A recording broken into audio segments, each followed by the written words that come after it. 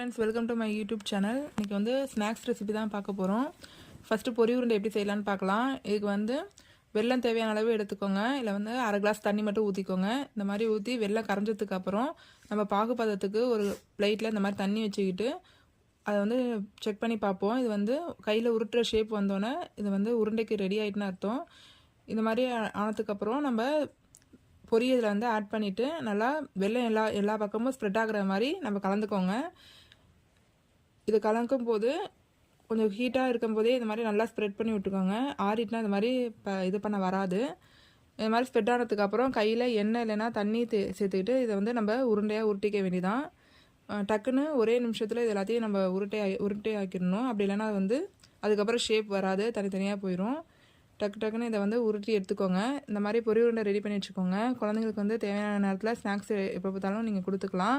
கடையில் எதுவும் வாங்காமல் வீட்டிலே இந்த மாதிரி ஹெல்த்தியாக ஸ்நாக்ஸ் செஞ்சு கொடுங்க குழந்தைங்களுக்கு. இந்த மாதிரி எல்லாம் டைட்டாக உருட்டினதுக்கப்புறம் இப்போ வந்து ஹெல்த்தி ஸ்நாக்ஸ் பொரி உருண்டை ரெடி ஆயிடுச்சு. இதை நம்ம ஸ்டோர் பண்ணி வச்சுக்கலாம். அடுத்து வந்து கோதுமை மாவில் ஓம பிஸ்கட் எப்படி செய்யலான்னு பார்க்கலாம். இதுக்கு வந்து கோதுமை மாவு எடுத்துக்கோங்க. அதில் வந்து பட்டர் ஆட் பண்ணிக்கோங்க. பட்டர் வந்து உருக்க தேவையில்ல, அப்படியே போட்டுக்கலாம். ஓமமும் கரிஞ்சீரகமும் ஆட் பண்ணிவிட்டு உப்பு ஆட் பண்ணிக்கோங்க. பட்டரை வந்து மாவில் நல்லா ஸ்ப்ரெட் பண்ணிவிட்டு அதுக்கப்புறம் மிளகாத்தூள் போட்டுக்கோங்க. தேவையான அளவு தண்ணி தெளிச்சுக்கிட்டு கொஞ்சம் டைட்டாகவே மாவு பனைஞ்சிக்கோங்க. அப்போ தான் வந்து கிரிப்ஸியாக இருக்கும்.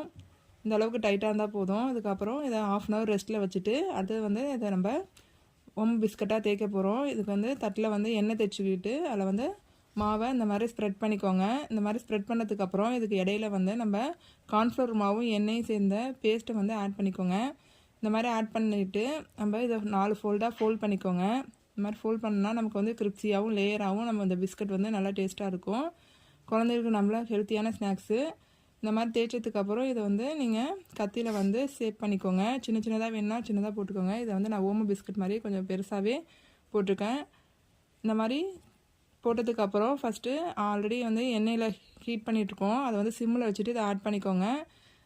கொஞ்சம் நேரம் சிம்மில் இருக்கட்டும். அதுக்கப்புறம் ஃபுல் ஹீட்டில் வச்சு இதை நல்லா பொரிச்சு எடுத்துக்கோங்க.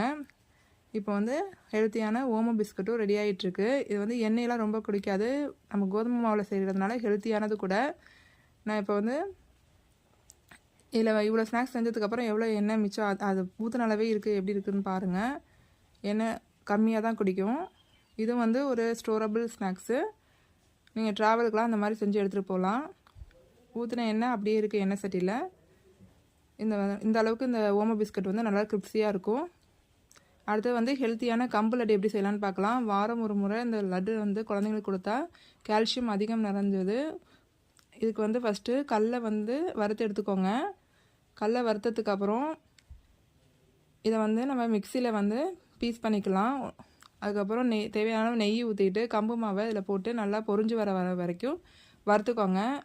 இது வறுக்கும்போது சிம்மில் வச்சுட்டு நல்லா அரோமேட்டிக்காக ஆனதுக்கப்புறம் இதை ஆஃப் பண்ணிடணுங்களா. அதுக்கப்புறம் தேவையான அளவு இன்னும் கொஞ்சம் நெய் ஆட் பண்ணிக்கிட்டு இதை நல்லா சிம்மிலேயே வச்சுட்டு வதக்கி எடுத்துக்கோங்க. ஆல்ரெடி நம்ம வந்து கடலை வறுத்துருக்கோம்ல, அதில் வந்து ஏலக்காவும் போட்டு பொடியாக்கி இதில் மிக்ஸ் பண்ணி வச்சுக்கலாம். இந்த மாவை வந்து இப்போ தனியாக மிக்ஸ் பண்ணிவிட்டு அடுத்தது வந்து வெல்லம் பாகு காய்ச்சலாம். இந்த மாதிரி ஆற வச்சதுக்கப்புறம் வெல்லம் தேவையான அளவு போட்டுக்கோங்க. இதில் வந்து அரை கிளாஸ் தண்ணி ஊற்றிக்கோங்க. இதுக்கு பாகுப்பதம் தேவையில்லை, வெல்லம் கரைஞ்சால் மட்டும் போதும். இதுக்கு இடையில இந்த மாவை மிக்ஸ் பண்ணிக்கலாம். இந்த மாதிரி ஒரு கொதி வெல்லம் வந்ததுக்கப்புறம் கொஞ்சம் கெட்டியானதுக்கப்புறம் நம்ம வந்து மாவை இதில் ஆட் பண்ணிக்கிட்டு கொஞ்சம் ஹீட் ஆறினதுக்கப்புறம் கை பொறுக்கு சூடு வந்ததுக்கப்புறம் இதை வந்து உருண்டையாக உருட்டி எடுத்துக்க போகிறோம். இந்த கம்பு உருண்டை நல்லா ஹெல்த்தியானது. குழந்தைங்களுக்கு நல்ல ஒரு குட் ஸ்நாக்ஸு. எல்லோரும் செஞ்சு கொடுங்க. இப்போ கொஞ்சம் சூடாக இருக்கும்போதே இதை உருண்டையாக உருட்டி எடுத்துக்கலாம். ஓகே ஃப்ரெண்ட்ஸ், அடுத்து வந்து கம்பு உருண்டையை நம்ம ரெடி பண்ணிட்டோம். இதில் வந்து 3 வகையான ஸ்நாக்ஸ் ரெசிபி செஞ்சு